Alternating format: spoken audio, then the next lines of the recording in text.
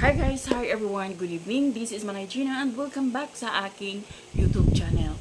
So guys, another mini vlog for today's video at ang ating pag-uusapan ay walang iba kung hindi si Ann Curtis.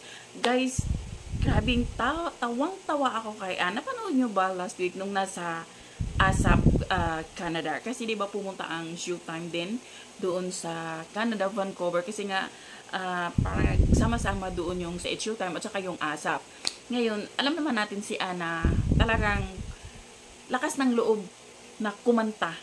Panoorin natin, guys.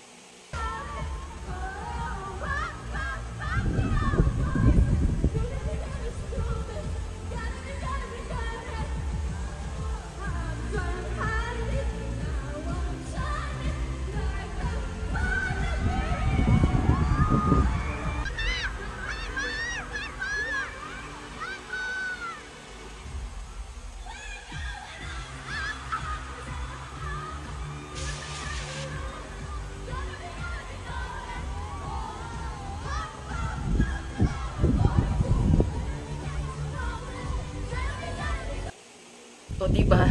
Alam naman natin guys na si Ann Curtis lang talaga ang nakakagawa niyan. At tuwang-tuwa yung mga manunood. Pero kasi yung sa comment section guys, grabe. Sabog na sabog sa comments. Tawang-tawa ka sa comments kasi may mga nagko-comments doon na wala ba to sa Spotify? Or buti na lang wala. Tapos mayroon pa natin, bakit ba ang mga tao cute na cute at habang nanonood kay Ann? So parang yung nag-comments parang ano siya, foreigner kasi nga English. Tapos basta ang daming mga comments na nakakatawa. So ito lang guys, alam naman natin si Ana kapag siya talaga ang kumanta, bigay todo. Kahit na alam naman niya na talagang napakasintonado ng boses. Pero kasi si Ana kasi yung nakagawa talaga na nag-concert siya. 'Di ba? Kahit na ganun yung boses niya, malakas talaga yung loob ni Ann. Pero nakakatuwa. At yung mga nanonood, tuwang-tuwa talaga sa kay Ann. So, walang ibang makagawa niyan kung hindi ang isang Ann Curtis lang. So, yun lang guys. Thank you for watching. Bye. God bless everyone.